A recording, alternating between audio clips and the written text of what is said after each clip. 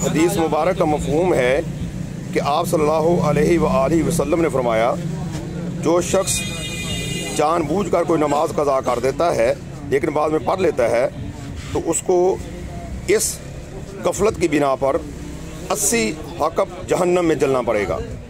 और मुफस्सिरीन और मुहद्दिसीन ने इसकी जो वजाहत की है, तशरीह की है, वो 2 करोड़ 88 लाख साल बनते हैं। मेरे भाई और दोस्तों, नमाज तो बर वक्त फ़र्ज़ है और जो शख्स कज़ा कर देता है तो इसकी सज़ा देख ले कितनी है। कोई आदमी एक जो होती है या शमा जो होती है, एक जो कैंडल होती है, उसकी रोशनी के ऊपर, उसके फ्लेम के ऊपर, उसकी जो आग होती है उसके ऊपर 1 मिनट भी हाथ नहीं रख सकता। और कौन आदमी है जो 1 करोड़ 88 लाख साल जहन्नम में रह सके। तो मेरे भाई और दोस्तों, में चाहिए कि हर नमाज बाजमात बर वक्त पढ़ें ताकि हम इस वाइस से महफूज रह सकें। और हमें चाहिए कि हम 5 नमाजें बर वक्त मस्जिद में अदा करें। मस्जिदें इसलिए बनी हैं कि ताकि उनको आबाद किया जाए। मेरे भाई और दोस्तों, नमाज इतनी अहम है कि आप सल्लल्लाहु अलैहि वसल्लम ने फरमाया कि काफिर और मुसलमान के दरमियान नमाज का फ़र्क है। जो शख्स नमाज पढ़ता है वो मुसलमान है और जो नमाज नहीं पढ़ता वो कुफ्र का इर्तिकाब करता है।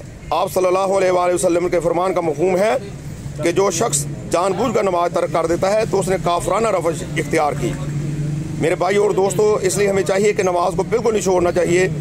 कोशिश पूरी करनी चाहिए कि हर नमाज बाजमात पढ़ सकें। अगर बिलफर्ज हम बाजमात नहीं पढ़ सकते तो घर पढ़ लें, लाजमी पढ़नी चाहिए। अल्लाह से दुआ है कि अल्लाह ताला हम गुनाहगारों को अमल करने की तौफीक अता फरमाए। अस्सलामु अलैकुम व रहमतुल्लाह।